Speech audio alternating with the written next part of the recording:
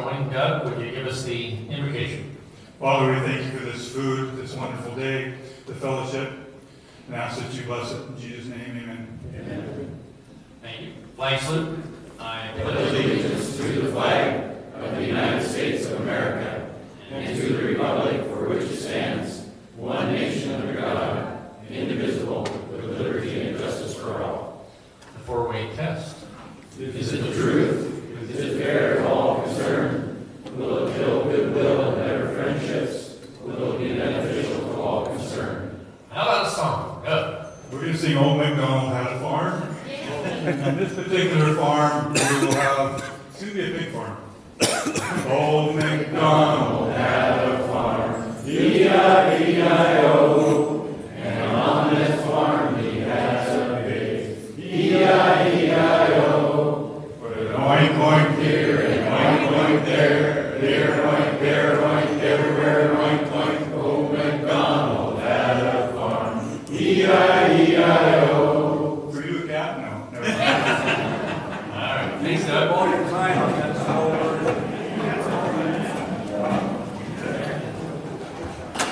Do we have any visiting Rotarians? Paula, do we have any visiting Rotarians? We have with us from the Mount Vernon.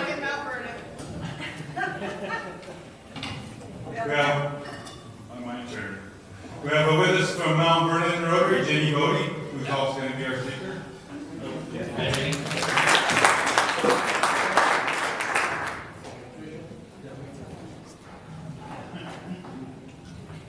From the Mount Vernon Club, we have Pat Runpot. Hi, Pat. How about guests of Rotarians? I brought my beautiful daughter Victoria with me today.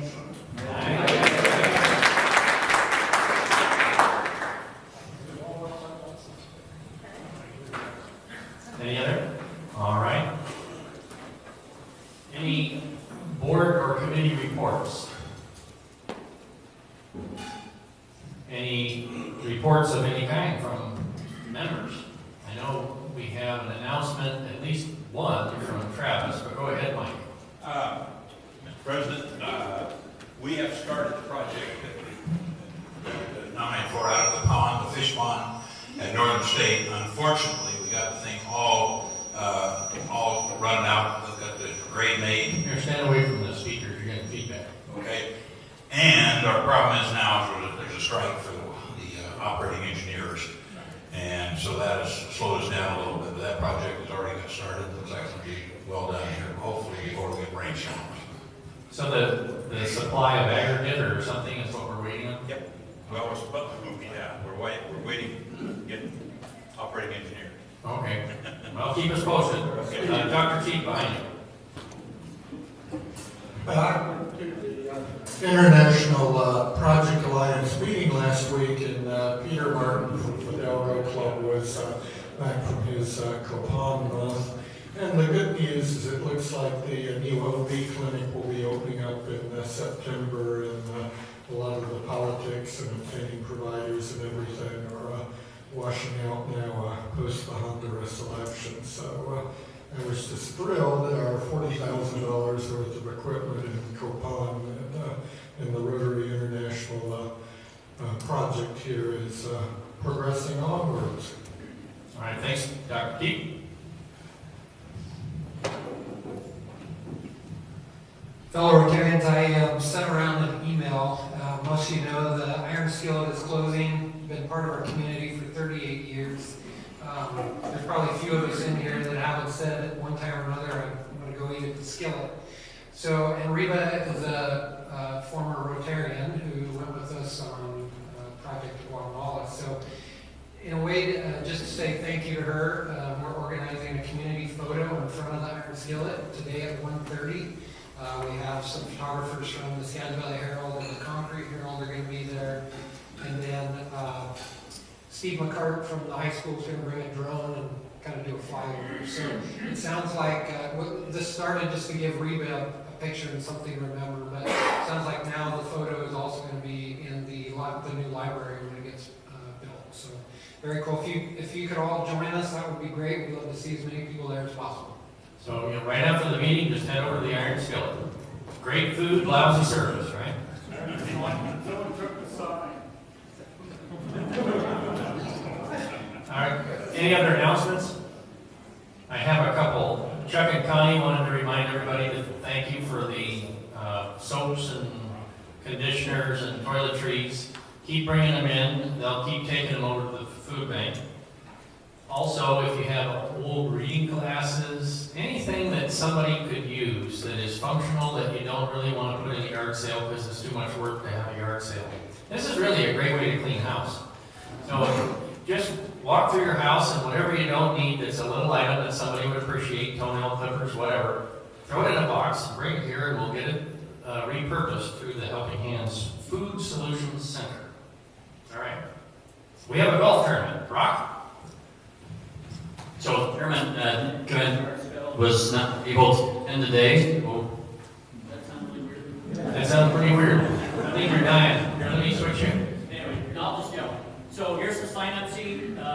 Golf is going to start around 4 o'clock, so if you have your team mate to be able to show up sometime around there, just go on out with 4 sets. If we get enough, we may turn those out into a 4-person team. So anyway, I want you to sign up.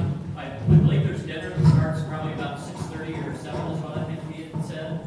So if you're not going to golf, but you want to come out for dinner, sign up as well. So I'm going to pass this around, and it's open to Rotarians, your friends, your family, join up teams, and come out and have golf. And then so September 13th, or starting at 4 o'clock out of Oakville. All right? Thank you, Brock. If we get enough golfers, we can make it a 4-person scramble. So bring them all. Anybody who wants to golf. You don't have to be good. If you're good, then you can't probably play. We might have to make you play wrong-handed if you're good. And, hey, Brock, did they say there's going to be lots of prizes? Yeah, Nick's got all kinds of prizes, yes. Yeah, we boosted his budget. We're going to have a lot of prizes. All right. Anything else before the club, before we move on to the raffle? All right. Do we have a raffle?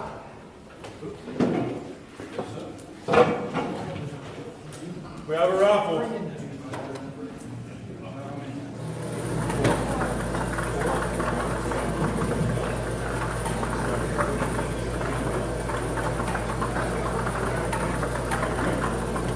Okay, somebody said number 1 wins a lot, Marnie. Yes, I noticed that. I've been doing my research. So, here we go. Been around.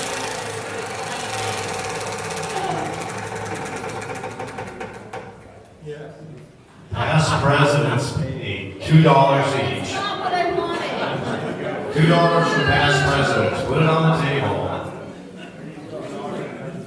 See who's going to help you pick up money. Number 25. Travis. Wine or spin?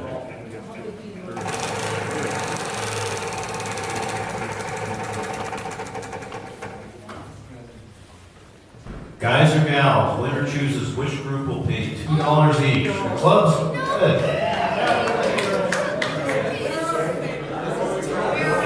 Girls pay $2.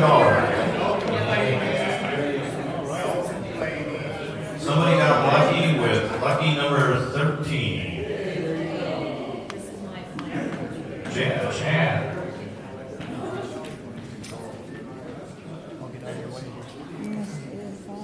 Look at my back. Bruce Smith.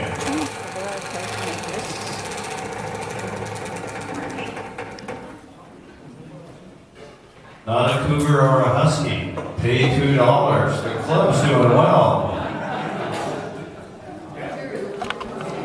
So if you're not a cougar or a husky, you gotta pay. That disagrees me. Who's left? Was that 4? Okay, that's a wrap. All right, a couple, another reminders, we have the salmon barbecue on Thursday, September 6th. That's open to all your families, so make sure you come to that. It's a great time down at Riverfront Park, 5:30. And the softball game, September 20th. We need to have anybody who can run to first base without a heart attack show up. Mount Vernon and Burlington are gunning for us. We beat them last time, so we're going to give it a good show. I'm hoping, Danny, you're going to be there, right? You're going to be our coach, right? Yeah, and Craig Crawford, are you here? Yeah, you got to show up too. You got more youth in you than the rest of us put together. We got to get some of that muscle put to work. Driving like a golf ball. All right, any happy bucks? Oh no, sorry. Sergeant at Arms. Go ahead. Well, it looks like you got beat up pretty good already, so. How about a dollar from everybody? What was that, Mr. Gold? That's it? So, but I think we probably owe a happy 20. You gotta put it right up by your chin. Oh, happy 20. I made an unfortunate trouble hour review with one of my employees yesterday, and he walked out of there with nothing but a bruised arm. Could have been much worse. I think we might have caused Mike a heart attack. But he's good now.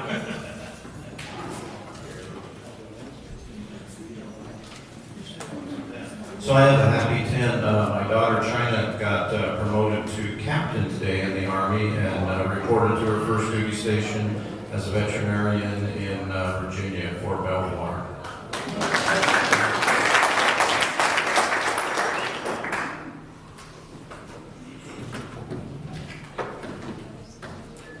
Okay, I have a happy 10. I didn't have any money left last week, or else I would have said thank you. But everybody that came to cut down the tree at my house, thank you so much. My yard looks huge now.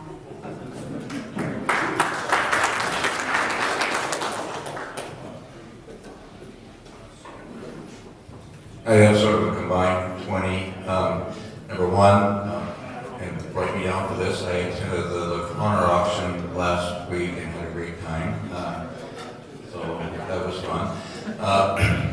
I'm a little bit sad because I'll be missing the golf tournament, but the reason I am is because Monday I fly to Mongolia to go fishing for a week. Jeff has already lined me up to do a program in January, which is a challenge because I don't know how to work any of those slides. But anyway, that's my 20. Just got a lot. The school district had a great kickoff with teachers this week. We're looking forward to our kids coming in next week, so I have a happy 20.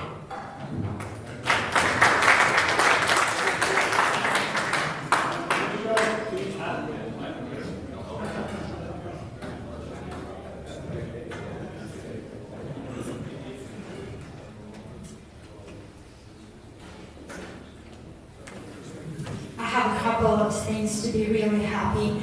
We just came back from the wedding in Wyoming, so we married off Jessica, which is the first of our 4. The first one who got married doesn't count because she eloped. So this one was for real.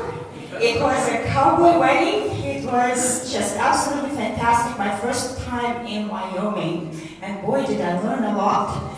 It was pretty exhausting because Carl and I were on catering duty, which we found out the second day when we arrived, just the day before the wedding. So Carl pulled off. He didn't really get a job as a caterer because we catered to about 200 people at the wedding, and we did it.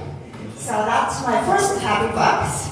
And the second happy bucks is that our Russian dinner is coming up.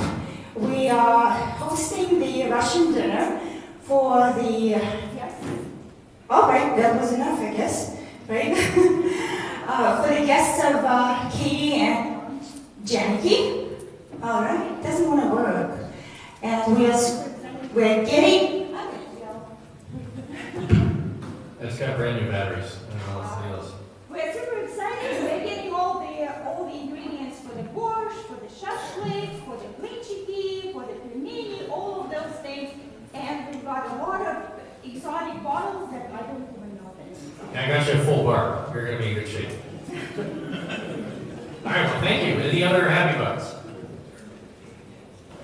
All right. Well, in that case, it's time for early leavers. If you need to go, right now's your chance. Oh, wait a minute. Hold on. Whoa.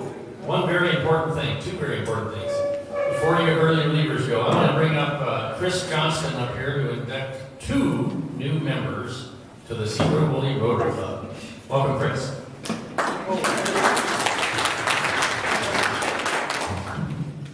So can we have our new Brian and Jeremy and your sponsor? Do you want to kind of come up here?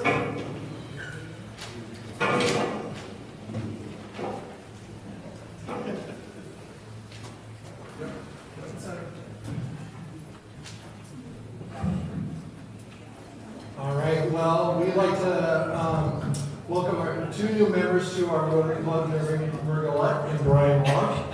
And I will now recite the new member induction. President Carl, fellow Rotarians and guests, it is indeed an honor for me to induct Jeremy Margolette and Brian Rock as the newest members of the Sedro Woolley Rotary Club. The mission of Rotary is to provide service to others, promote high ethical standards, and advance world understanding, goodwill, and peace through its fellowship with business, professional, and community leaders. We are not a political organization, but are dedicated to the practice of good citizenship. We are not a charitable organization, but are dedicated to helping our fellow man. We are not a religious organization, but are dedicated to the ideals of morality and high ethical standards. We bring together our individual skills, resources, and qualities of leadership to improve the quality of life for people not only in our local communities, but also in communities around the world. Jeremy and Brian, you have been chosen for membership into the Rotary Club of Sedro Woolley because the Rotarians of this club feel that you possess the qualities of leadership in your field, the qualities of personal conduct, the willingness to share those qualities of personal conduct, all directed towards the pursuance of Rotary's mission. It has been said that when a Sedro Woolley Rotarian is asked to perform, the answer is? Yes. President Carl, fellow Rotarians and guests, please join me in welcoming Jeremy and Brian as the newest members of the Rotary Club of Sedro Woolley.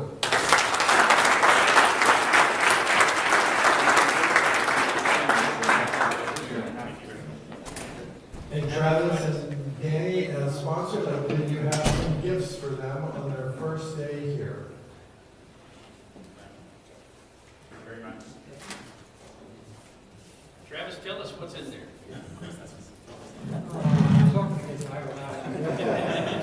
So you already have your member badge, and by the way, the red ribbon lets people know that you're a new member. We'd like to ask you for the next month to serve as greeters at the front and just meet people as they come in. In your binder here, you have your Rotary pin, which is important. We all wear this with pride. And of course, your most important.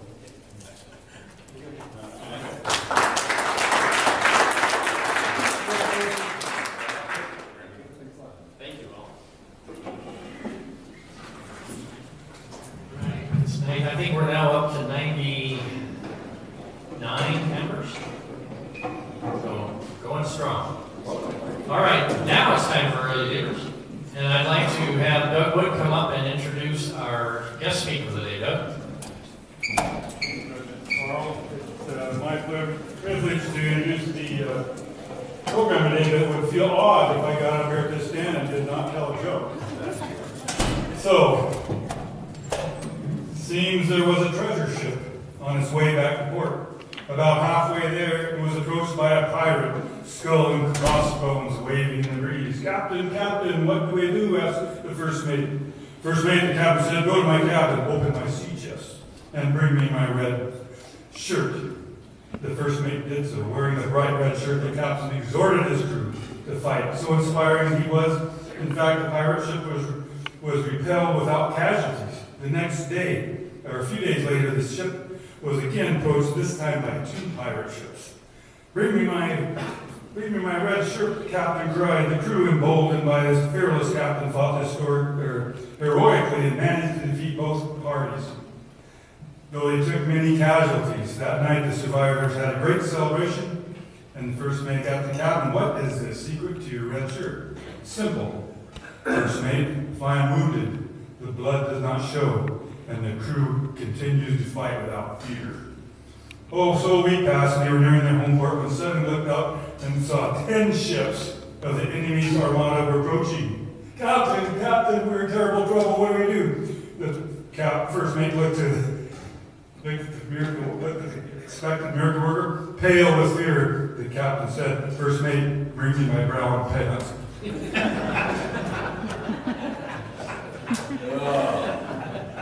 guys don't get it? Boy. Just think about it for a minute. It took too long. It's a lost art joke telling. We have to go get it online now. Anyway, it's my privilege to introduce Ginny Bodie and Paul Cherniga. How do they do? Cherniga.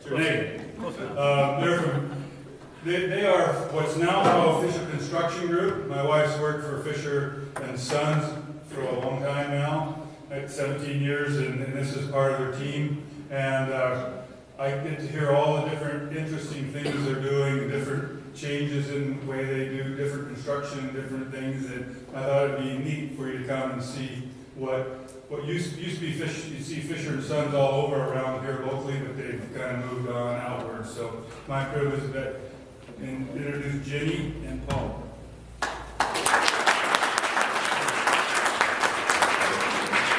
Well, this is my first time to this club. I've been a member since I joined Fisher 12 years ago. I've been a member of the Mount Vernon Club, but I have never made it to this world's greatest club. So it's good to see you here. I asked Paul to come with me today because I'm the marketing director at Fisher. And Paul has joined our staff about a year ago. Year and a half, about. Oh, time flies. When you're in construction, time flies. Because he's on our architecture and engineering side, he's our manager of VDC, which is Virtual Design Construction. So if you want to see whiz-bang stuff, he's going to run it. So I thought that would be really neat to see for you, as well as I bring greetings from Jeff Jansma this morning.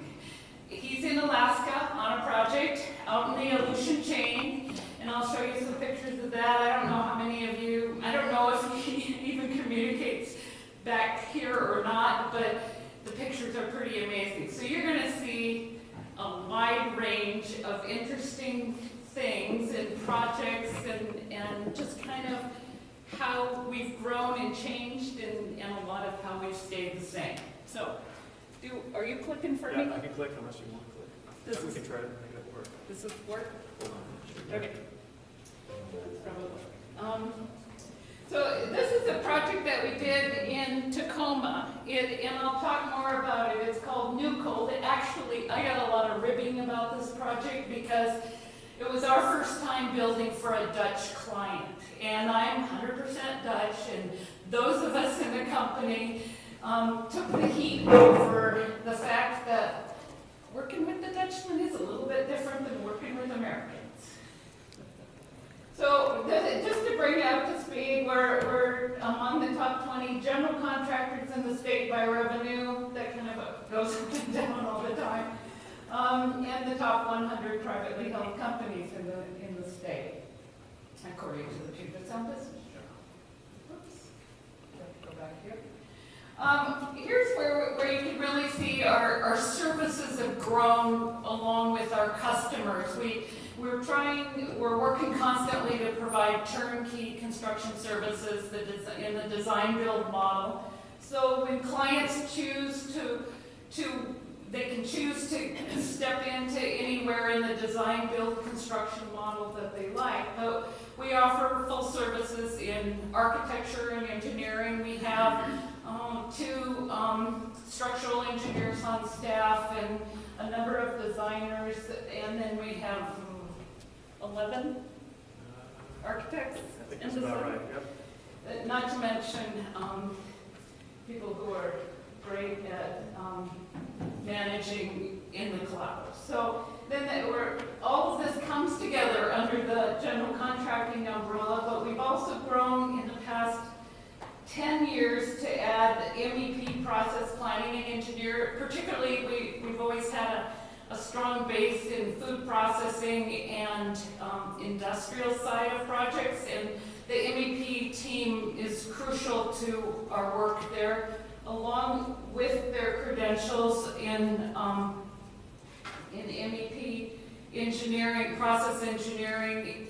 there are also a number of food safety experts, and as we move into the future, we're constantly working to make our customers' food processing plants safer for producing food. And the way we participate in that is by eliminating,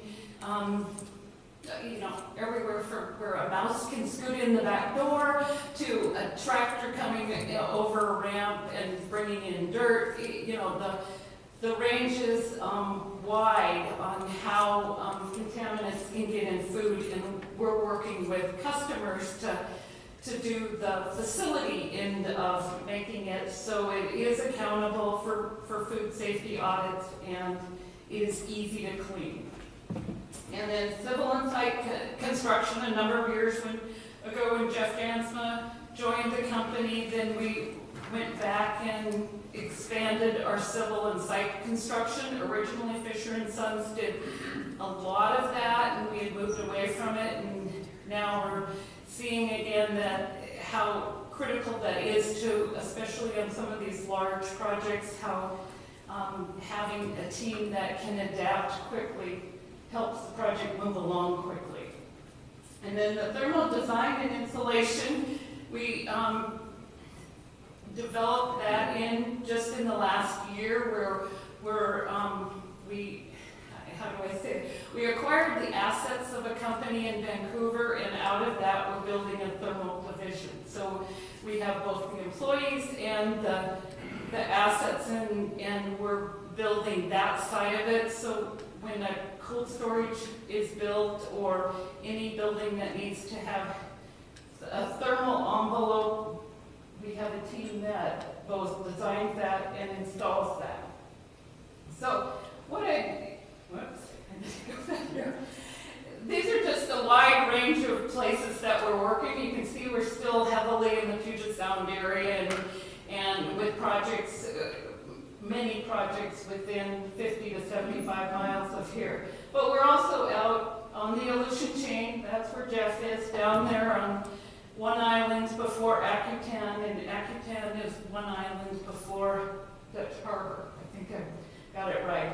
So several projects going on in Alaska right now. Obviously, the fish processing projects, which has been a niche that we've been developing. We're building in Manitoba, Canada, which years ago we were there, and we've gone back for the same client up there, potato processing, Simplot Foods. And it's a huge project, and there's a team up there. I'll show you some more pictures of that, but they're getting used to living in Winnipeg and Portage La Prairie is actually where the location is. And then just a scattering of projects in neat places. We tend to work when we're working out of town, we tend to work where people can grow things and produce things and process foods, generally. See if I can do it this way. So we're still doing commercial work, mixed use, have a neat hotel project in Spokane. We're doing a lot of industrial and some manufacturing. I don't know if you've heard, but we're the builder for the airport passenger terminal at Painfield, and we're incredibly proud of that project. It's going along smoothly, and we can't wait for the day that it opens. And from my point of view, that owner is a marketing genius. He talks, he's just great speaking to the media. So there's a ton of publicity and tweets on that project. And then this, the one on the far is the project in Manitoba. Paul couldn't get a picture of it other than it being in the snow. And this is actually some of what he'll talk about. It's a drone shot, and then the model is fit to the exact site. So what we're working on is developing those capabilities in architecture and engineering, site work, MEP. I kind of went through that with the little icons. And then Paul's going to talk about virtual design and construction, because it's the whiz-bang future part of the company. You want me to talk about that now? Yeah. Okay. You click. Sure.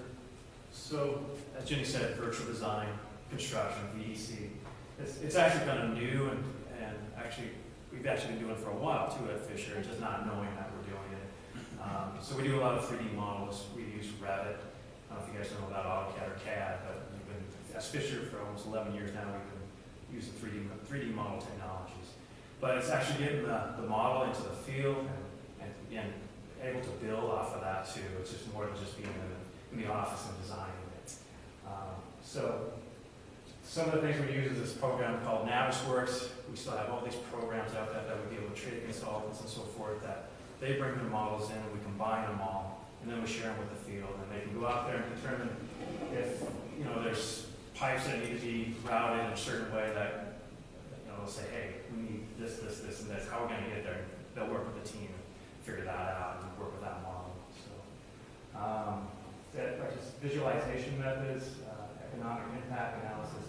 There's a bunch of things that can really help us with it, and we're really progressive with it. Is there another slide? I don't remember now. I think the Navisworks ones is next. Okay, so yeah. you got to So, click yeah. one more time and it'll go through. So this is part of the Navisworks models that I was just talking about. So click one more time. Yeah. Oh, didn't Didn't play, huh? it didn't play. It's not connecting up, but that's okay. You can go on to Okay. your link thing. Over here. So some of the things we're doing, I'll try to speak loud, tell me if you can't hear me, but as we're doing the laser scanning too, we're actually going out in the field before we build or design. So in the old days, you take a tape measure, like if we wanted to capture this building, how are we going to add on to it or do whatever to it? What we can do now is take these laser scanners. We use the Leica laser scanners. They go out and we put in certain stations and capture everything that's going on. So we're doing a project up in Alaska right now. We spent a week up there. We actually did drones of it as well, and actually gave these point clouds, which they're called, and I'll show you what that is here. Hopefully it'll work. So this is Autodesk Recap. Recap is short for reality capture. That's kind of an industry word for that. Capturing reality, basically. So what you see here is basically a drone image of that. We flew a drone, plotted a plan of what that drone is going to be, the site, and it just went off on its own flight plan and captured that. And then we get back in the office, we can extract that data out, and it's actually points out there. There's actually millions of points. That's what you're seeing here. And we also have it on land too. You can see it's still generating. Put the microphone down for a second.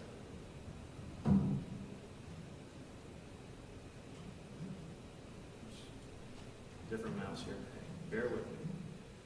But the reason why we did this too, this particular project was on a dock, and so it's a fish processing facility.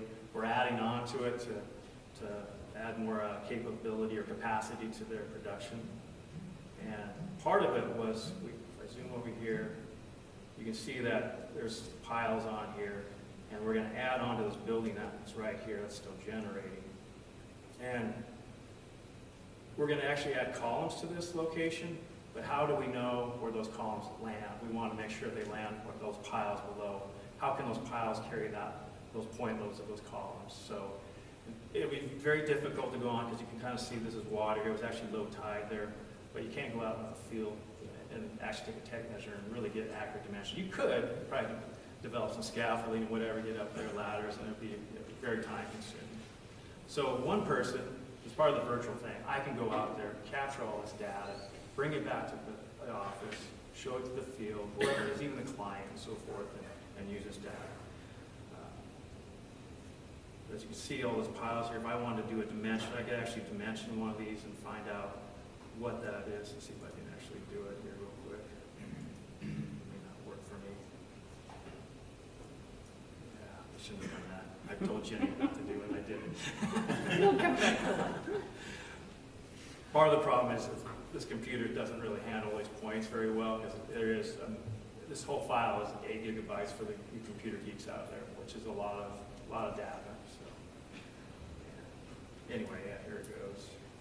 So you can see I did develop something there, but I could actually dimension. I won't click it again because it'll probably crash on me again. So, and we also take this point cloud and we actually put it in our 3D models too. So instead of actually having to model those existing conditions, we can actually bring that into the 3D model and then build or design off of that as well. So it's really valuable for the design process.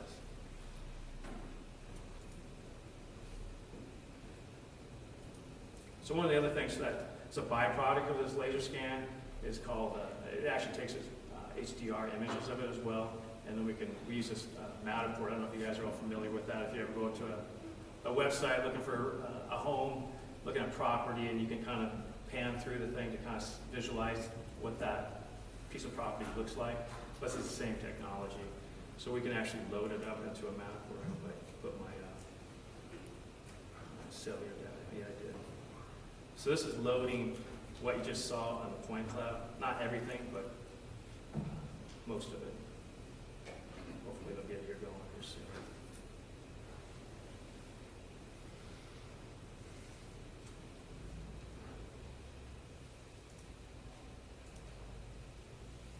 Yeah, 2 bars. That's my problem. I should have checked that. This is particularly valuable for clients who are adding on, and a lot of food processing clients are adding on and renovating and upgrading. And so, there you go. Yeah. Right, so it helps the client too understand that. So, when you looked at all those points, it probably doesn't to your eyes, just look like, that doesn't look like a lot, but here you got a picture of it too. So we can share this with the client or our team and understand what this site looks like. And it's all just on the cloud on the internet there. And you can just cruise around, look down, up and down, try not to get you sick. But this is the site out there in Naknek, Alaska. And you can just, if I want to go forward, I just press forward with my pointer, again, looking around. And so you can just navigate freely through there and it gives you an idea of what that project we're dealing with here. So this particular job, this is where we're actually adding on to the structure here. So it helps those who can't get up there understand what this project really looks like.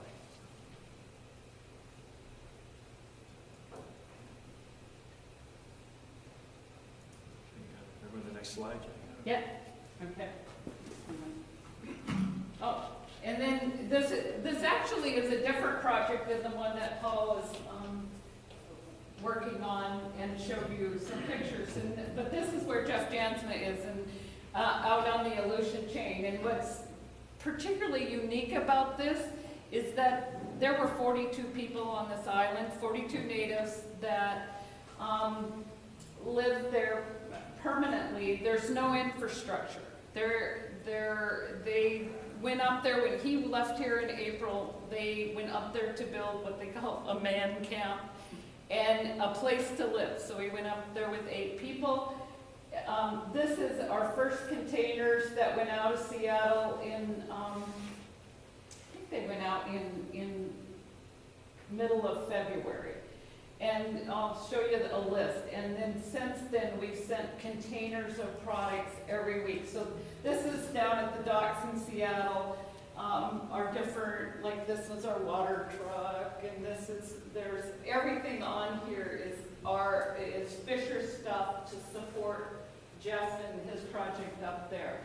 And then this is, the picture over there is the barge coming in. And what's really interesting about it is he never knows when that barge is coming in, and he has to be there to unload it.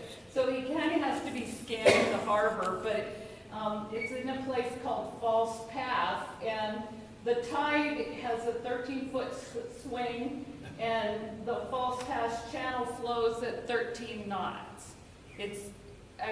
Does anybody know what Deception Pass flows at? Do you, Mike? Probably more than that. You think when it's changing tide? So it's that narrow of an area that tides are exchanging between the Aleutian chain and the other side of the Pacific Ocean. What is that? The Gulf of Alaska and the Pacific Ocean. So this is what we sent on the first trip. Eight containers plus trucks, vans, semi-trailers, truck trailers. each of those containers, Brett Berg tells me, were at least 30,000 pounds. And then within them, we had everything they had to live for 6 weeks before the man camp was in any shape to live in. And then also equipment pieces that were broken down for shipment. And right now, they have 600 containers on site because they're mixing their own cement. So I'll show you the batch plant that Jeff has. So this is the site right now. It's just gorgeous, but it's extremely remote. So you can see in the far right over there is where the dock is and where the barge comes in, and then all the materials have to be just trucked over next door to this job site. So when they got there, they had a little bit of free time while they were waiting for the barge. So one of the guys created this outhouse with refrigerator doors that he found on the beach, because a lot of stuff washes up on the beach in the ocean chains. And so they were pretty proud of their outhouse, their official outhouse out there. And then that's their batch plant that they're crushing and gravel and using for cement. And then you see in the corner the beginning of the housing, the lodging for folks. They've had trouble with bears there. That's the biggest challenge, threat.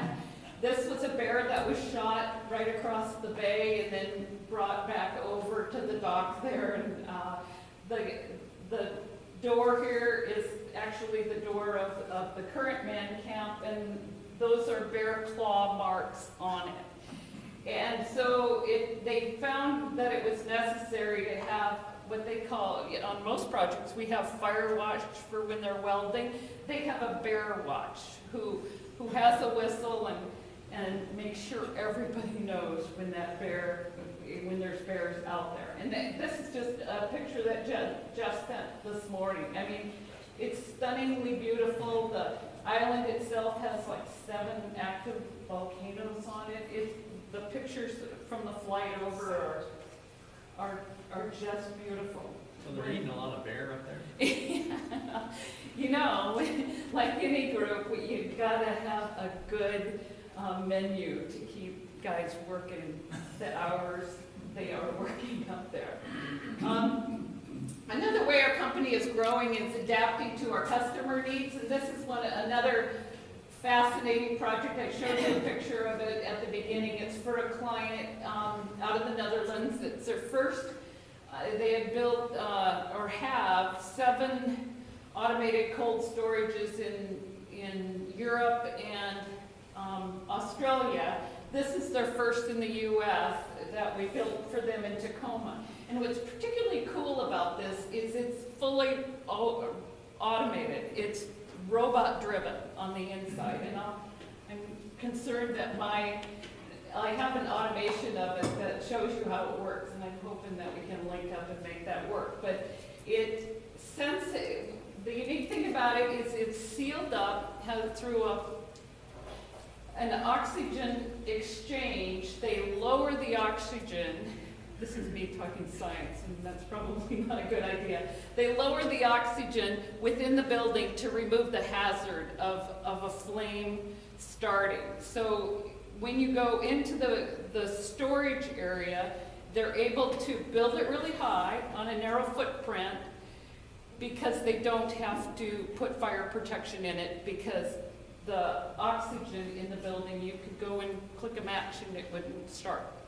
And it's really, the oxygen isn't, I'm amazed, it isn't as low as you think. It's about what the top of Mount Rainier would be, the type of oxygen up there. So, you'd notice it, and if you run upstairs and downstairs. But because of the laws in the U.S., you cannot go in there without oxygen gear and everything.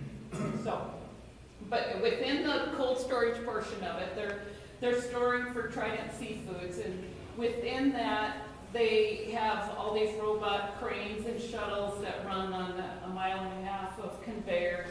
It's also rack supported, so that means that the racks that hold the product also the structure of the building. And now that's not a new concept, but it's new to cold storages. And so you'll see in the pictures up here, this is what it looked like. I mean, people, and it's in Tacoma, kind of on the way, it's on your flight path to the air, back into SeaTac. And people that saw it, it looks kind of like a Where's Waldo? These are the guys tying the structure together, piece by piece, bolt by bolt, tightening it. So they kind of had to be pretty good at climbing things. And then the one in the top left is the finished. It opened in May. So it's kind of a crazy, neat project, and now we're building one for them in Burley, Idaho as well. So we'll see if this runs. It's not gonna run. Let me just go off the... You could, because it's kind of neat how it works.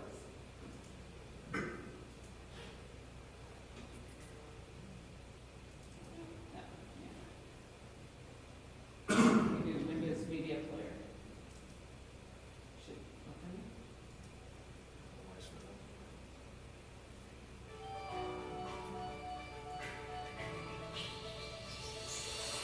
So this will give you a much better, at least it gave me, any visuals are a good thing to give you an idea how it works. And the big advantage to this is the way they do it is supposedly there's a lot less product loss. Like any warehouse, you can lose products and not find them for a couple of years. And this, everything's barcoded, everything's put into the place where, and they know exactly where it is and where the robot left it. So the advantage to someone storing there, like Trident, when they have just a bazillion product SKU numbers, is they don't lose product, and then they don't have so much waste because they don't lose product. So this is the part where you kind of go into, and it looks exactly like that. It's a simulation, but it looks exactly like that when you go in the door. I was in there about a month ago. So the pallets stacked up and then are put.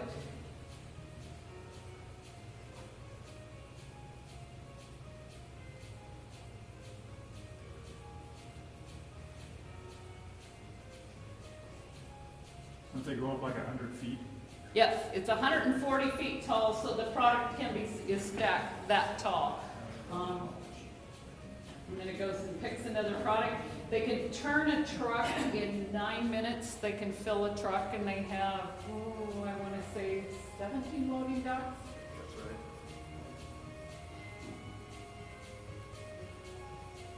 So it's definitely the way of the future in Europe, and it's coming this way. The Europeans have mastered this technology thing of and how it works. I think there. Whoops. Can we go to the end? I think there's a couple more.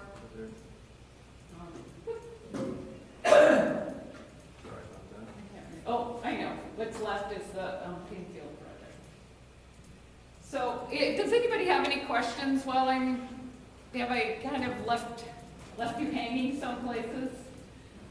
Kenny, is that system, does it come packaged to Fisher to direct, that kind of thing, or for the storage concept? All of the products came from, like all of the steel products came from Europe. And in fact, I had a slide in here and then I removed it, but one of the challenges was both language and working between inches and metrics, and then also, just language differences and how you communicate a construction project. Because there's I had 8 flags across it of 8 different countries represented. And the company that's actually responsible for the racking, the subcontractor that did the racking, was a German company. And then they came over here and hired people, and then it was up to Stephanie to keep them safe all over that building. So yeah, this is the last one.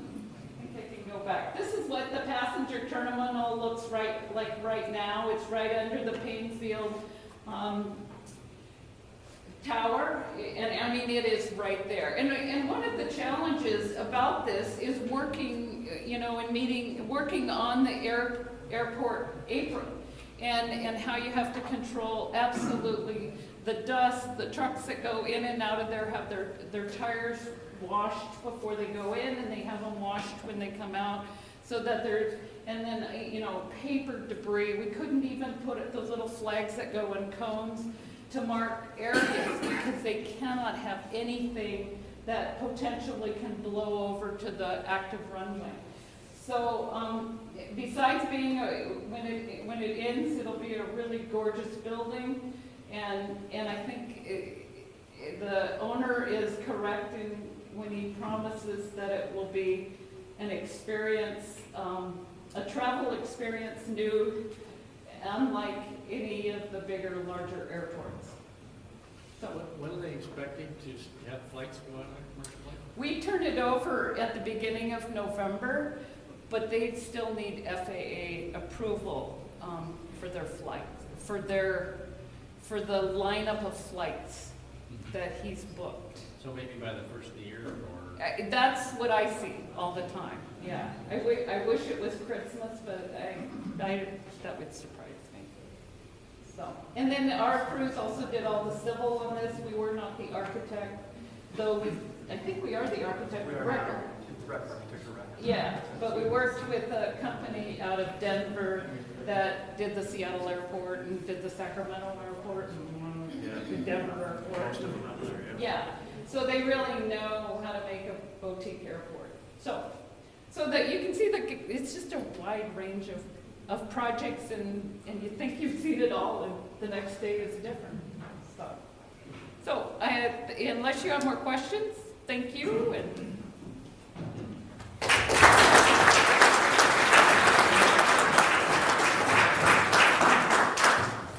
Don't go anywhere. oh, On behalf of Sedro Woolley Rotary Club, we have a little gift for you.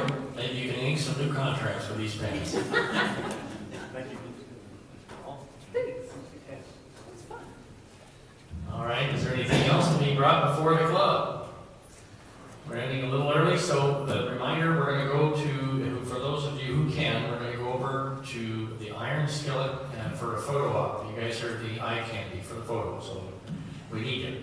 Anything else? If not, we are adjourned. Okay.